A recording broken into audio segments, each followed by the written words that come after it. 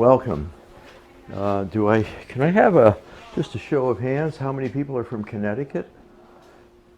Yeah, and Massachusetts, and Great Barrington, yeah, and Iowa, one, and thank you for coming, everybody. So this is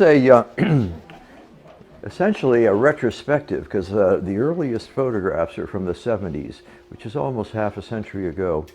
And so I carry with me the burden of a long perspective that, and supposedly we're at an inflection point now. We're about to lose the life support systems of the biosphere that, allow us to be. I started photographing trees coming out of the door of the cabin my father built in the 60s. Very convenient for a young man coming of age. And after teaching photography in Washington, D.C. for 2 years, I returned from the inner city to the outer scape. But of course was surrounded by a forest, having brought with me from my youth my power of observation that I inherited from my father, always looking at trees, evaluating them as an arborist. I transposed that to the photographic arts. 1970, as I was telling Donald Ross, whom I met in '71, was the occasion for the launch of the Route 44, Route 7 bypass and superhighway through western New England. So that shocked me into a response of citizen activism. And of course, it was just in the aftermath of the first Earth Day. So those various influences were coming into my becoming who I am. And having been born and raised and still living in the same place now, 3/4 of a century later, that even amplifies my sense of place and my attention to change. I'm going to stand where Donald and Helen are and just refer to the American elm in this photograph. It happens to be the Baldwin Hill elm that became the inspiration for the formation of Elm Watch in 1999. We'll come around and talk more about it when we see a series of the elms in Four Seasons. But it's about the sacredness of trees, obviously, and that particular image was chosen to be on the cover of Speak for the Trees. So it became an iconic image in terms of over the period of my 50 years of photography. It happens to be the state tree of Massachusetts. I hope all you Massachusetts residents are aware of that. And was... the species or the actual tree? If you ask a question, I'm going to... The species or the actual tree? The American elm as a species was dominant in the state of Massachusetts, but really throughout the Northeast from Connecticut and through New England. And Tom Campanella writes eloquently about the history of the American elm in New England in his Yale University book. Let's move, I'm going to move into this corner just to say, it soon became obvious to me that I was photographing a diversity of species and going into places in 1978, such as Robin Swamp in Falls Village, and photographing a shagbark hickory, actually 2 of them, that had obviously grown in a pasture land at the time with lower, broad spreading crowns that record the life history of the tree. The shape is a record of its life, and it retains the shape unless it's being distorted, as occurs these days, by snagging and encapsulation by bittersweet invasive vines. But this is to bring us to another comparison of the chronology from the pre-invasive era, when the woods appeared as they did when I was a Boy Scout, and as they appeared 50 years earlier and 100 years previously. It's still in Falls Village, up on the shoulder of Canaan Mountain on Great Mountain Forest, maple and cherry. And I do have extra announcements on the table out front for anyone who wants to grab one for their refrigerator. From the top of Monument Mountain, which many of you passed by coming here, I spotted in 1995 or 6 this white explosion on the landscape to the east, and then followed that path and drove till I found the location of an apple tree, a wild apple tree, on the edge of what was a pasture land with the beginnings of invasive encroachment. And now this is a rare experience. In my youth, we used to, my first job was working for the National Forest Service, surveying the landscape for ribes, gooseberries and currant berries that hosted the infection for white pine blister rust. So I've been out there looking at trees intently for a long time. And these were common back in my youth. But now that's the end of that era of what is a human intervention and the introduction of apple trees to North America and so forth. But when you see one in the wild, you give it a hug. This one is particularly gorgeous, and I caught it at the right moment. So that goes to the question, another facet of timing. And I'm going to break for a second and just read this. Portraits of Trees, the photography of Tom Zetterstrom. This is about timing. Tom Zetterstrom's trees have a strange and at times almost excruciating beauty. They are so familiar in their supple, occasional, and awkward verticality and the way they gather together like school children at recess, or show off like prom queens, or glue their bodies together in celebration, maple and cherry. With his sculptural intelligence and understanding of light, Zetterstrom does something rare among photographers of trees. He gives them consciousness. He seems to have caught them at the moment they notice the camera. They acknowledge us, step away toward the camera, wonder what we will do, wave their limbs in our direction. Zetterstrom's trees and humans are children of one nature. So that is Michael Brenson, former New York Times art critic. I couldn't have said that. I'm not even sure I could have imagined or created that thought, but I take the, should we say, the abuse to read it to you, because it is about the moment is pretty important. And how I achieved that relationship from individual tree to individual tree, had to do with my growing knowledge of the woodlands that surround me. Cornell Kappa said something interesting about photography half a century ago. If your photographs aren't that good, get closer to your subject. And I was sort of wondering, what does he mean? Don't use a telephoto lens, use a wide-angle lens and step up to it? No, that's not what he meant. He really meant understand your subject, and engage with it. We're going to circle around this corner, and then we're going to move into this room, which is going to be a little narrower corridor for us to maneuver through. But just going down, since you're out standing here, here we see gray birches and white birches in Norfolk. And there's a little dance going on there structurally.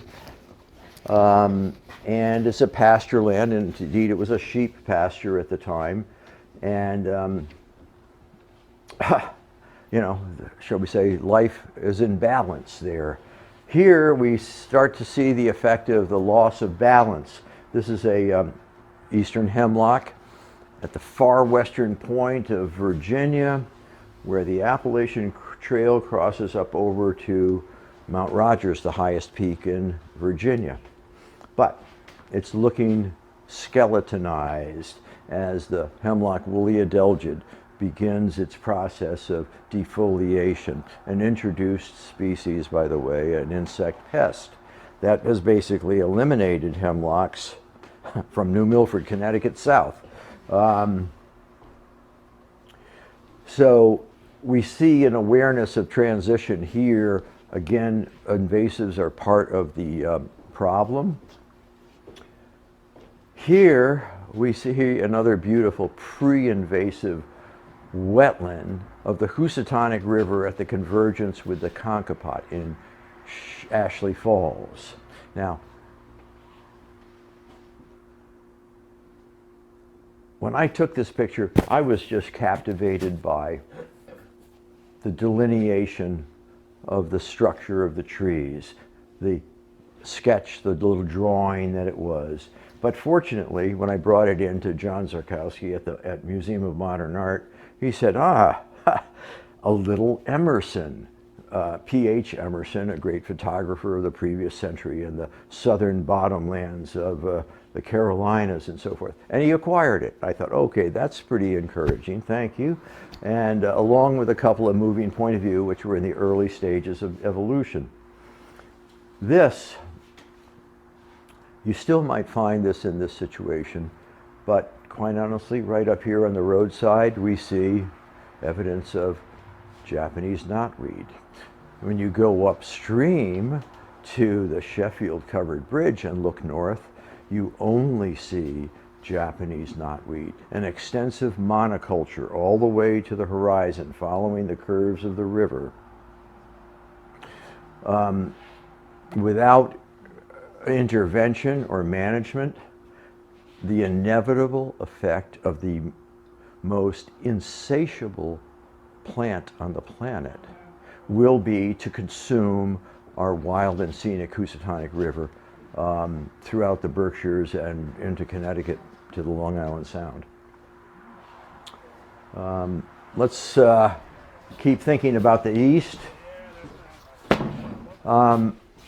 Here is like the elm, for people in Sharon, here is an iconic tree historically of the Twin Oaks field in a Sharon Land Trust property that was a keynote emblematic location, really, a destination land trust property. Oh, okay, so in 2012 and then in 2014, one tree collapsed after the other. Do I have those numbers right, the dates? Yeah. And so this no longer exists at all. However, the land trust 10 years ago did a lot of fundraising and planted 2 white oaks just up positioned from those, and those are actually starting to take form right now, and you know, it's working. So this is called a cultural landscape. This really relates to on the magnificent mega level management for aesthetics of the landscape. And it's probably the case that those oaks were originally planted by whoever owned that very large farm 200 years ago. But I don't even know that history for sure. But they were really defining these as shade trees, pasture trees. And of course the elm provided that service sort of automatically in the landscape going back to the 1800s and earliest settlement. Here, a cherry. This is an introduced tree at Hyde Park over on the Hudson River. I shot that in the winter of '93, the so-called blizzard of '93. And again, it was about the moment. The blizzard was my co-conspirator in turning that tree into art. We can talk a little bit about art, and if you have questions, you know, what makes this art versus, God, any number of photographs of trees that people are taking with their iPhones or whatever these days, is probably too delicate a intellectual question to unravel here. But unless somebody has any ideas. Oh, I can. You do? Yes. Speak up. The exquisite presentation. Mask. The exquisite presentation. Oh, thank you. That's just the most. Okay. Presentation certainly has part of it to do with it. Okay, I give it a lavish mat. I'm trying to, and I'm keeping the size small, by the way, as a aspect of intimacy. Try to in other words, you'll see some bigger prints in the other room. They're doing a different thing and they're from a different portfolio. So it's add preciousness, I guess I would say, is part of the equation. And I guess the, boy, to use the word again, excruciating challenge of printing these things in the darkroom, just so. And so they are, by the way, someone mentioned to me after my last talk, don't forget to mention, these are silver prints. These are not, didn't come out of a computer and a printer.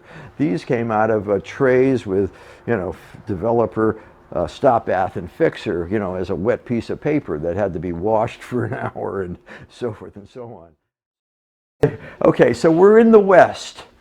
I've gone to the West on half a dozen trips inspired by various things. I knew I needed to get sycamores and sequoias and bristlecone pines, and you know, the difference between the diversity and the species of the West is extraordinarily different than the East. Really, the Mississippi River defines two different ecosystems. The West is predominantly conifer, but you know, hey, they have some glorious deciduous trees as well. So, hey, I got an email this morning about sequoias from my friend Jay Pickering, who had traveled with me to California in the early 90s. And as I walk around, you can then maneuver around and look at these, of course, you know, the giant forests of Sequoia National Park. And the news item this morning was that tens of thousands of trees are going to need to be cut in the vicinity because of the drought and fire damage there. And okay, these are trees that have lived for 2,000 years. So here we are back to that inflection point. 2,000 years is unraveling as we listen to the radio. And yeah, I don't where to take that thought. My favorite psychiatrist is here, Irwin Avery, and maybe he can help us work it through our psyche a little bit as we wind down the talk.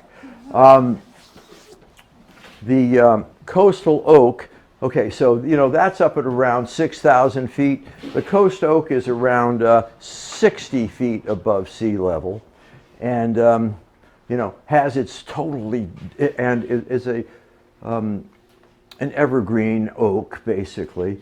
It's in the white oak family, and it has occupied a space and that records its evolution and its development along the shores. I mean, the Pacific Ocean is just within view further down there. I saw that tree out of the corner of my eye in the passenger seat as we were heading south from Carmel, and I said, geez, Jay, we got to stop. So, hey, then we spent the morning there. It took me many rolls of film, 8 pictures per roll, to come to grips with it. But I still couldn't understand it as I stood there looking at it. I could only understand it when I reduced it to 2-dimensional contact sheets. And then I could find the center of the universe, because I didn't know where the center of the universe was when I was standing in the middle of the universe. This tree is at 11,200 feet. That's the grove of bristlecone pines, a very rare tree that grows on the upper ridges of, in this case, the White Mountains on the California-Nevada border, or in various high elevation areas of the Nevada, and is indeed the oldest living tree on the planet. The mother tree of them all is 4,500 and some years old. Imagine that. Now, as I mentioned, my earliest job as with the U.S. Forest Service doing the picking of the currantberries and gooseberries to interrupt that fungal cycle of white pine blister rust. Unfortunately, now that disease has reached this area from the east. So while we were losing white pines that might have been 50 or 80 years old, that were the first succession plantings, spontaneous plantings in the aftermath of abandonment of farmland, you know, we didn't really have any capability of even imagining, okay, that ratio of a plant, a fungal host, killing a 80-year-old tree did seem unfair, quite honestly, but this is beyond unjust. Okay, so there's going to be several messages of this sort. Erwin, you're going to have to help us out later. Yeah, so this is the bristlecone pine, and I may have been gesturing in the wrong direction. This happens to be limber pine, and this is up on Donner Pass. This is 2005. So listen, why don't you all circulate into that corner and I'll step out. The limber pine is also up around 11,000 feet. And that was another blizzard coming as I dashed out of San Francisco to get up on the high elevation before the snow arrived. And got the shot. And I guess, so my timing was good. Was I there at the moment the tree recognized the photographer? Maybe. I'd probably never seen a photographer before. Here we're coming down to Joshua Tree National Monument, where you can see palm trees growing at 49 Palms Oasis, near the town of 29 Palms, California. The oasis is down here, and you know, that was the only tree visible in the entire landscape. So it's very site-specific. In fact, think about it, all of these species are very site-specific. And we'll talk about that further as we maneuver around.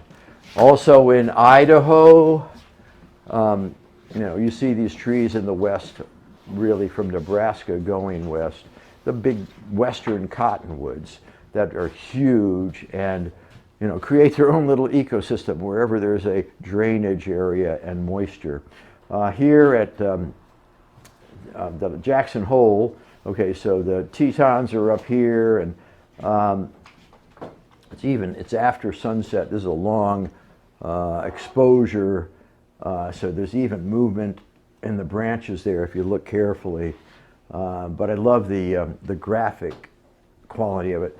You know, and it's again a very specific type of spruce, black spruce. It's a swamp tree, and generally doesn't achieve much stature. But God, look at the height of those narrow, spindly. There's no diameter reduction up the entire length. That's almost a straight log telephone pole. But you know, wow, what a difference in form compared to this, which is broad crown, spreading, and with muscular branching leader subdivision and so forth. So again, this is about just admiring the adaptability of these plants to the setting and to the way they define themselves. This copse is growing out in Oklahoma. I went down there in April of whatever that was, 96, thinking, you know, March, April, things are not really happening for me photographically at that time of the winter. And so I thought, okay, I'll go into the advanced season, and got that shot. I'm just so happy about it. It's, you know, one of those things you just pass by. You never could have thought about it or imagined it, but it's one species of trees, and it's a copse that's maybe growing from one root system, or it's just a little community of its own kind.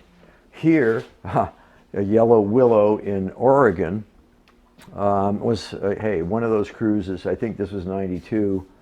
Actually, it was after the Day in the Life of America. I actually went out and did a long trip around the West and came across this tree. And so speaking of Jeopardy, the photographer in Jeopardy, I knocked on the door of a little shack that was nearby there, and no one came to it. I was thinking, hey, I want to park here. I just want to take a picture of that tree. And then I got out there and I did my thing. And then the guy kind of comes up behind me and says, you know, people get shot for less than that around here. So I said, I'll send you a picture. I'll send you a copy of the picture. Jeez. Okay. So in 2002, I went out. I got a grant from the Bosch. No, was that no? From the art fund of the Berkshire Botanical Community Foundation to get out west and shoot after that severe fire year of 2001-2. And this is what I came back with. I got several shots, but really this was the keeper. And again, it's about the graphic structure. So, you know, hey, what makes that art? A lot of things, but think about it. Each one of those trees is a charcoal pencil. It's only charcoal now. And indeed, it could have been drawn with a charcoal pencil. And so the circumstance there is, again, the commitment of the artist to getting into some space where he doesn't really know where he's going is, thankfully, with the help of the 93 Eurovan parked way down in the ravine area, I was able to figure out, okay, I went to the Forest Service and said, hey, where are the interesting burn areas? They sent me up there because there had been a blowdown and then a burn. So, hey, layers of impact. And so I snowshoed in around and got up onto this space. And by now it's, you know, it's light snow and just a white sky. So everything is combined, earth and atmosphere, and you know, but it's only half an hour from sunset. So I'm photographing away and away and away, but the light conditions are perfect. So, you know, then I'm trying to figure out, okay, it's going to get dark soon. Now, the van should be back in that direction. Of course, this is not a trail. This is not a path with little signs that identifies the trees or anything. So I just bushwhacked out, and I made it back to the van and camped out there that night. So that has been the occasion for a lot of these. In the case of these western cottonwoods, hey, I was in a little, you know, compact rental car, the cheapest thing you could buy, you know, and I had my sleeping bag and just bagged out there, and, you know, I realized the next morning, geez, I picked a pretty good place, Berkshire, you know, BLM land. And, you know, anybody could have been there, a hunter, you know, cows could have been grazing in there or whatever. Now, I should say, at this point, before we move into that room, should I take an opportunity for questions? Yes, Jennifer. What do you think about trees communicating with each other?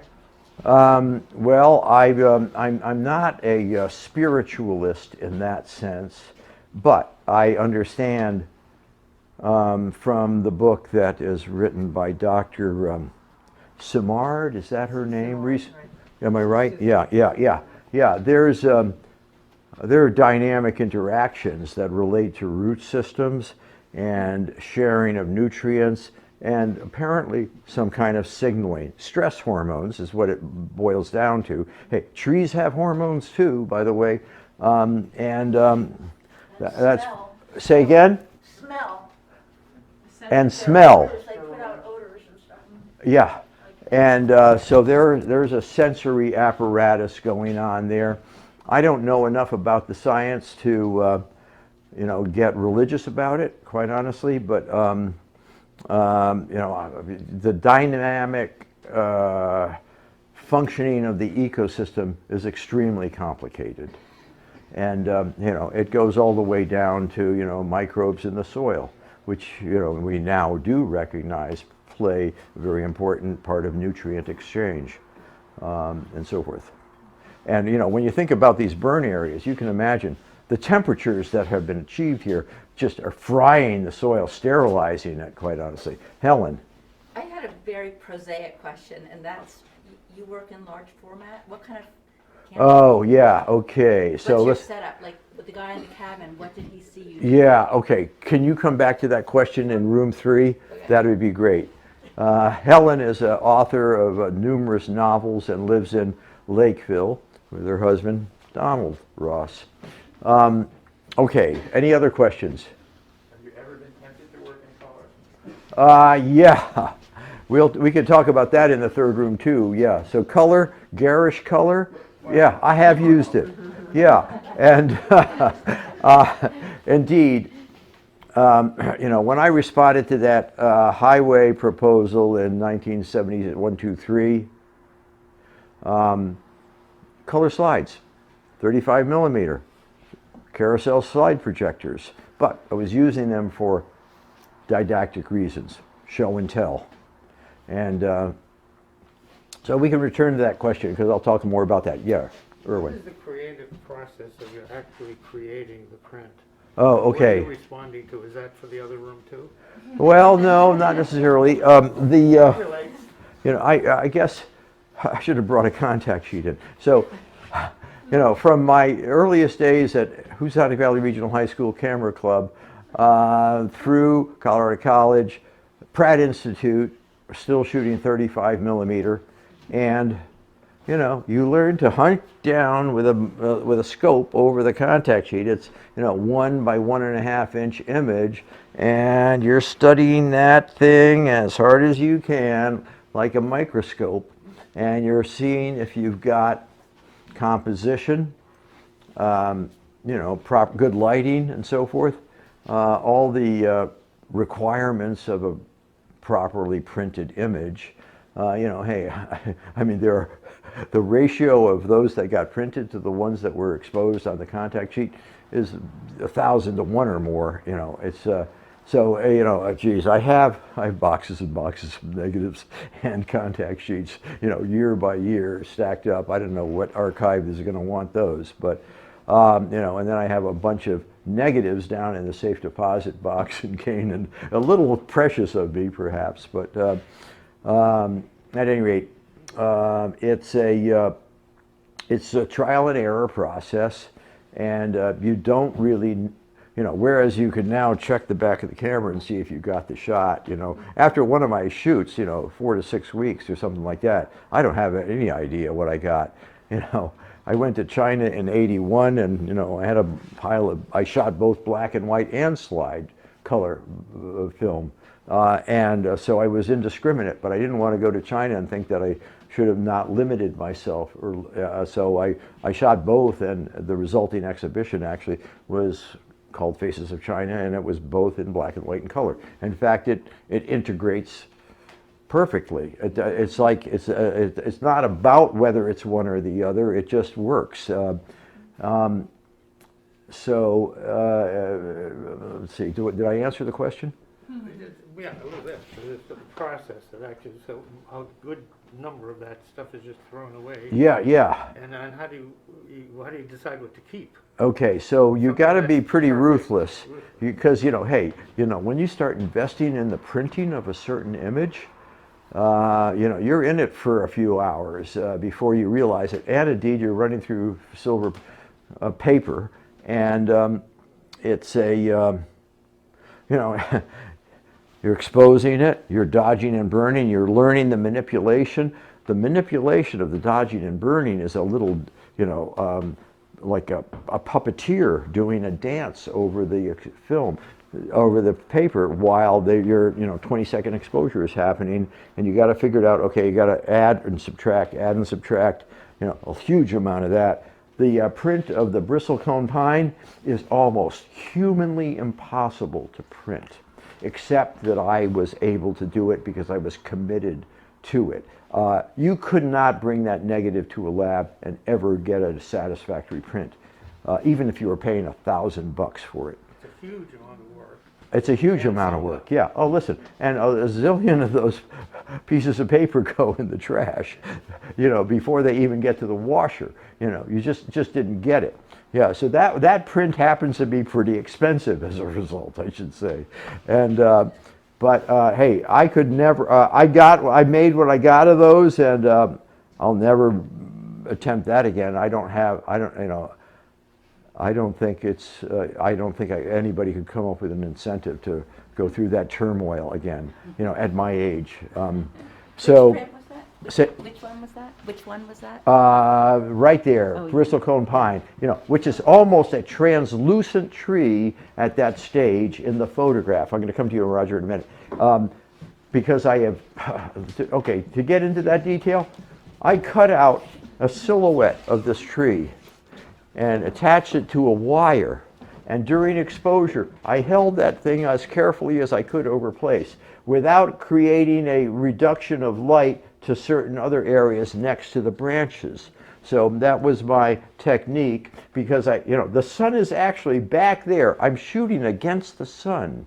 So the range of density in the negative is about at the maximum, and I'm trying to soften it to bring it into this view. And what works in this print, and by the way, it's in Michael Brenson's collection and in Donald Hall's collection, and numerous museum collections, but the tree never rots up there at 11,000 feet. It's in an arid zone, and all this is limestone. So it's a very high pH. So it only supports that species in that location. And it doesn't rot because it's dry, and because the annual rings are so full of resin, there's no opportunity to rot. The only way that tree disappears over time is through wind and sand erosion. Gradually, the cells are broken down layer by layer on the outside. So it's it's the reverse of adding annual rings of growth. It's reduction of annual rings of growth.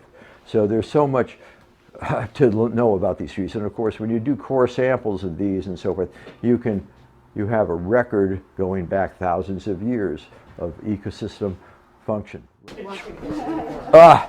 Thank you.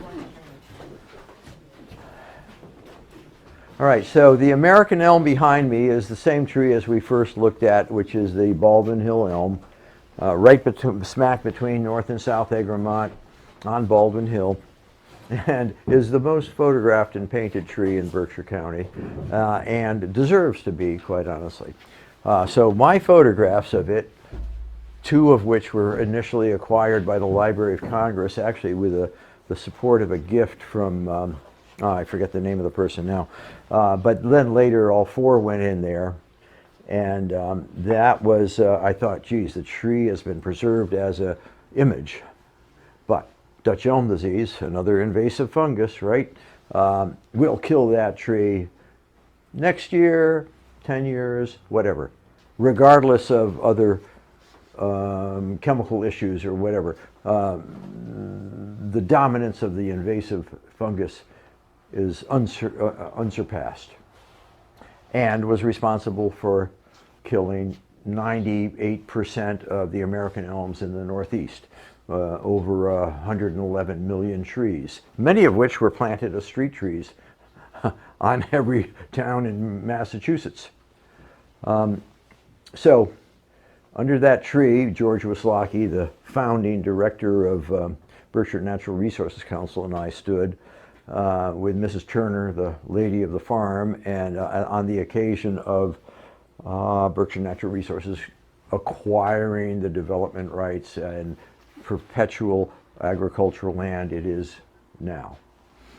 So so we then concluded, well, we better get this tree injected with a fungicide, a chemical that kills the fungus or prevents it from establishing. So in 1999, this was the premier adopted elm of Elm Watch, and has been injected every 3 years since then by the adopter, Eric Haupt Tree Service, tree company. And then we ended up forming Elm Watch and mapped all the 100 trees throughout Berkshire County, adjacent New York, and Northwest Connecticut of 36 inches, 32 inches or greater in diameter. We even had the Connecticut DOT working for us toward that objective, and the Mass Highway Department. They mapped it out. I have those maps at home. Very precise, done by engineers, going measuring stuff they never measured before, basically. And then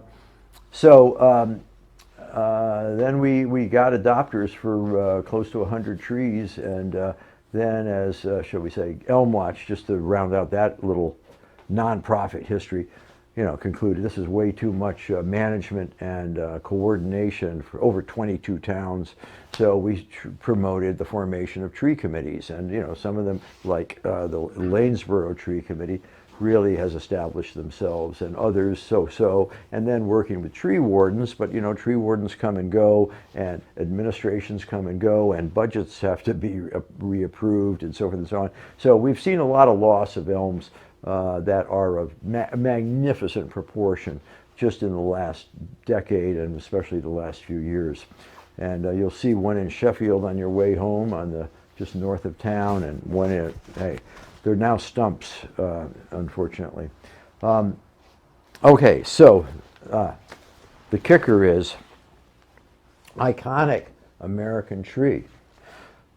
Eyes of the nation, the accumulation of the millions of objects in the Library of Congress, and the symbolism of e pluribus unum, and of the suffragettes, and of the American elm. So among the millions of objects in the Library of Congress, I got 2 pictures in the book that shows several hundred of those millions of objects. And there it is, appropriately enough, with a Walt Whitman poem accompanying it. So that was a happy moment in the year 2000, which was the 200th anniversary. Let's see, it was 2050, the 200th anniversary of the Library of Congress. Okay, then in here, just turn around, look behind Anne Irwin there. You see that shot from the moving point of view? I'm obviously behind the wheel of a car, and I'm driving into Sharon on Route 41, and from Amenia Union, and it's raining, and I have my Nichromat at my hand, and my steering wheel in my other hand, and I get that shot as the roadside landscape of iconic trees passes by me. 1, 2, 3, 4 American elms, none of which, of course, remain. And, shall we say, 1978, I was still working on the moving point of view arduously, and but I was really photographing this as you know, a roadside phenomenon that, you know, we drove beneath the elms for a century, from the 1800s till the introduction of the disease in the 1930s, and really the massive collapse in the 60s that occurred. Okay, so then let's talk just about a few of these other things. Okay, here's a white oak. This happens to be over in New York State. It's just a magnificent shot because, hey, the sun has already gone down. I'm putting on a little tripod. I'm illuminating the trunk of a tree with a flashlight to get some texture on this side. In other words, I'm doing the reverse of the dodging and burning thing here. I'm burning with a flashlight, right? Here, this happens to be on our property in Canaan, Connecticut. I walked past these trees for 30 years before I got the picture and saw it there. It was the right light, and you know, it's cottonwoods with narrow, slow-growing, fast-growing cottonwoods with slow-growing hop hornbeam in front. And again, from an artistic point of view, it's like the charcoal drawing in that corner of the fire burn. Here we have the pencil, the almost the silver treatment here. So that's part of the artistry, and it's using the materials and getting the most out of them, quite honestly. Sometimes going for almost an ephemeral delicacy versus a, wow, you know, dare I say it, a masculine boldness. Here's a early tree, 1977, Cummington, Mass. Hey, I was commuting back and forth to Northampton back in those days, and sugar maple.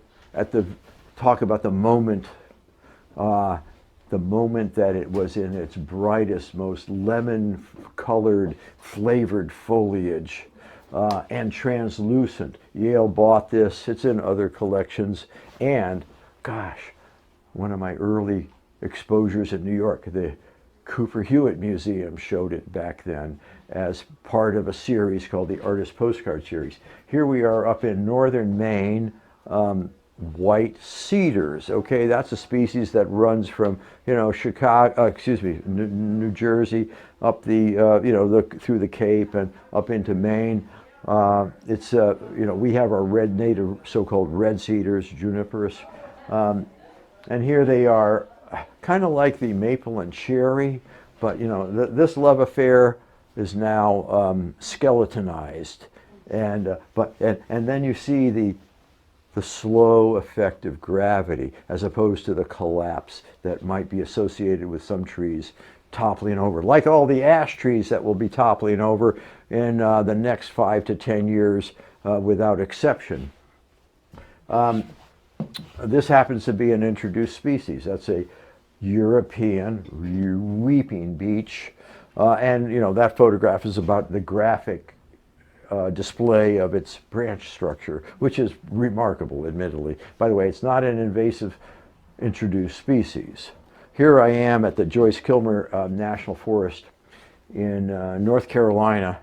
Again, one of those, hey, I hiked in there. I couldn't quite get a handle on how to photograph these tulip trees that were so huge. I was in the cove, and then I come up to the edge of the ridge above the cove, and man, the sun has just gone down, and the wind the differential in temperature was like, wow, suddenly there was this rush of air over the ridge. And everything was like, wow, what a Halloween experience that was. And so I just scurried around like a mouse on the ground, trying to position myself, shooting on my knees and sitting. And 1 second exposures because the light was so low. But I got the feel of that movement in the boughs and that really whipping that was going on there. And indeed, because it's a long exposure, the still image captures some of that. Again, you need to kind of get in there and study it. Okay, so this body of work, we're shifting styles of photography here, and but we're dealing with the same subject matter, basically, the wooded landscape. However, in its larger context, this portfolio is called the moving point of view. So we saw that in one of the elms on the side of the road. And in that effort, going back to my color photography days when we did our presentation at the state capitol with Lowell Weicker and Dick Chase and Edward Fales, and we're promoting multimodal transportation systems as opposed to over-reliance on the automobile. And then, of course, the oil embargo occurred in '73, and the Super 7, Super 44, the missing spoke from Hartford right through my garden, got nixed. So I was, by then, extremely well practiced in photographing behind the wheel, because for that slideshow, I was photographing the roadside development and the impact of highway development on the landscape. So steering wheel, camera, camera, camera, camera, and so forth. So I'm going to open up this bag for a second right here. Don't worry. Started out with a 35 millimeter camera until '83. Then I bought this thing. I increased the weight by a factor of 10 and reduced the number of shots per roll by a factor of 5. So I'm going around with this thing now, and I'm shooting out. I can't even hold this thing anymore. So with then I shifted. I use this. The majority of the prints in that room are also from these. Anything from '83 on. So that. Points to the great physicality of this form of photography. I have a car, I have a camera. These are both machines with moving parts. I'm the guy that's juggling them, at the same time. Different than an iPhone, for sure. I should get an iPhone, actually. I deserve one. God. At any rate, in 1973, when I was liberated from that didactic task and the highways were defeated, I took that skill and shifted from color to black and white, and took the Amtrak train to Colorado to help my friends build a house up at 9,000 feet, and gosh, I came back and I had some pretty interesting images in the darkroom. Again, 2 months later, I'm thinking, oh, that wasn't a bad idea. And then that resulted in some of those early acquisitions by MoMA. And so, okay, 70, 80, up through 92, I was doing this. And then I thought, God, multitasking may be getting beyond me at that point. And I thought, geez, I think I might go back to trees. But in the meantime, hey, in 92, I shot similar to that Joyce Kilmer shot, this exposure. I'm driving and shooting. I've got that sweep of motion. This is the burn area in Yellowstone after that intense fire season. And because I add the motion and I've got the light, again, it's after sunset, it's reigniting the flames almost in here, and the melting of the trees and the building. So there's that, in a still print, that history is starting again to be seen and unfold. Here, this is Sheffield. I'm just in the backwoods of one of the dirt roads in town, and I'm getting that wonderful sweep of motion. So I'm doing the sort of drawing and erasing on this, using motion to add a kind of impressionist quality. Here, hey, after my dental appointment in Sheffield, I got this shot. Hey, Yale University Art Gallery bought a bigger print of that, and by then I'm really getting pretty clever about using this camera. This happens to be a wide-angle lens. So I'm driving along through the space, and I'm photographing and panning as I go by it. So I'm trying to anchor on a fulcrum almost in the space, a reference point. And that becomes the key to the success of these prints, which is that there's a center of focus, there is a resolution to stillness, there is this dynamic vortex also created by that technique. And here, the resolution to stillness is almost hiding back in this thicket. This was a sleeper. I only made one print of this, and I thought, it's too complicated. But now I love it. And then in this shot, Maine Woods, 1983. I had a show in that year in Greenwich, and this was the headliner for the announcement. But I'm driving in this direction. I'm steering. I'm shooting over the passenger wheel. I'm cheating a little bit. I'm backing up a few times and saying I should take a few more shots of this. This is birches in front of a conifer forest, so it really is a very Maine ecosystem. And I got to tell you, we're on our way up to Maine this afternoon, and I have an appointment at the Farnsworth. I hope to seal the deal on that one. Here I'm on actually Blue Ridge Mountains, and again I'm shooting out the side door, but I managed to create that beautiful capture of the light that's in the certain branches, and shoot, that shows up, and there's a few little edges there that keep this from becoming just a blurry picture. So there's that delicate balance. I got to have that resolve to stillness. And here, it happened, the vortex circles around this little tree here, the chosen stem here, that makes this space work. Now, I just got an email yesterday from, oh God, her name is, just now escapes me, but she was a Yale master's student, and Yale said the person who got the winning essay thesis was able to select a print from the Yale collection, and Dick Field, my dear friend, put out a bunch of images, and he said, some of these are very expensive. She didn't know exactly which ones they were. Obviously mine was the cheapest, but she picked mine, and now she's the director of the arboretum at Guelph University in Ontario, and we just reestablished connection.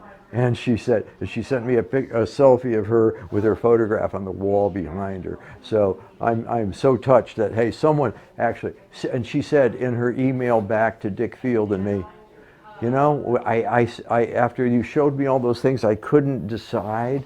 I had to leave it for the time being, but that was the image that stuck in her mind. It actually, you know, and stuck in her life, actually. So, so I guess those are a few photographs that I've highlighted as, you know, having had some lingering consequence, you know, whether it's in a museum or a Library of Congress or a personal collection. And we should try to wrap it up pretty rapidly here.